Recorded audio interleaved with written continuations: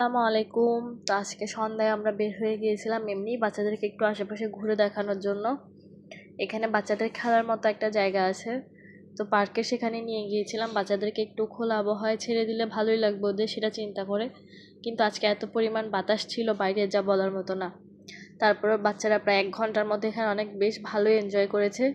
কিন্তু এর বেশিক্ষণ যে রাখবো সেটা সম্ভব ছিল না। এখানে আজকে প্রচুর বাতাস ছিল, যদিও বা রাত্রেও কিন্তু অনেক বেশি বৃষ্টি হয়েছিল।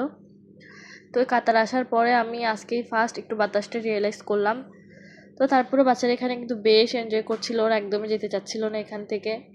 একজন এক এক দিকে ছোটাছুটি করছিল, ভাই এখানে তো বোন আরেক দিকে। তোর বাবা আর আমি মিলে দুইজন দুই দিকে বাচ্চাদেরকে দেখছিলাম। তো এখানে মাশাল্লাহ মাশাল্লাহ আমার বাচ্চাটা এত বেশি এনজয় করতেছিল যা বলার বাহিরে। একবার সে ভাইয়ের কাছে ছুটে যাচ্ছিল, তো আবার আরেকবার সে নিজে নিজে অন্যদিকে খেলতে যাচ্ছিল। আসলে বাচ্চাদেরকে এরকম খোলা আবহাওয়ায় ছেড়ে দিলে অনেক বেশি ভালো লাগে। এখানে দেখবেন আশেপাশে কিন্তু অনেক বাচ্চা গার্ডিয়ানরা বসেছিল, বাচ্চারা নিজেদের মতো অনেক বেশি এনজয় করতেছিল। তো আমরাও কতক্ষণ ওদের পিছে পিছে ঘুরে এক জায়গায় বসেছিলাম। বাচ্চারা প্রায় 1 ঘন্টার মতো খুব বেশি আনন্দ করেছিল।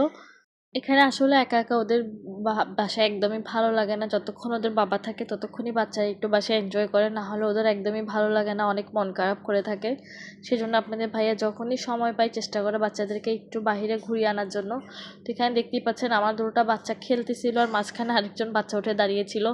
আমি একটু বাধা দিচ্ছিলাম। তো এখানে দোলনা খেতে খেতে কীভাবে চিৎপটাং হয়ে পড়ে যায় দেখবেন। তো এই পরে ব্যথা ট্যাথা পাওয়ার পর নিয়ে গেলাম মার্কেটের দিকে। পাশেই একটা মার্কেট ছিল, তো এখানে আমাদের বেশি কিছু কেনার ছিল না। মাসিক যে গ্রোসারি মোটামুটি সব কিছুই বাসায় ছিল। তো এখানে একটু ক্রিম চিজের জন্য আসছিলাম। আসলে পাউরুটি দিয়ে বা বার্গারের মধ্যে ক্রিম চিজটা খেতে অনেক বেশি ভালো লাগে। তো আপনাদের ভাইয়ার আর আমার এটাই বনে না, সে সবসময় বড়টা নিবে আর আমি সবসময় ছোটোটা। তো তার কথা অনুযায়ী বড়টা নেওয়া হয়েছিল।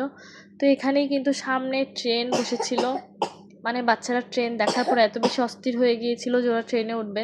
তারপর আমরা টিকিট কাউন্টারটা বের করে বাচ্চাদেরকে ট্রেনে উঠালাম। মাশাল্লাহ মাশাল্লাহ ওরা এত বেশি এনজয় করেছে পুরোটা জার্নি ট্রেনের।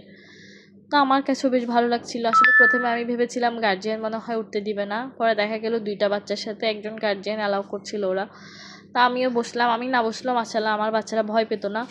তো ওদের ট্রেনের রাইড শেষ করে এখানে পাপা জনসে ওদের বাবা নিয়ে এসেছে পিৎজা খাওয়ানোর জন্য।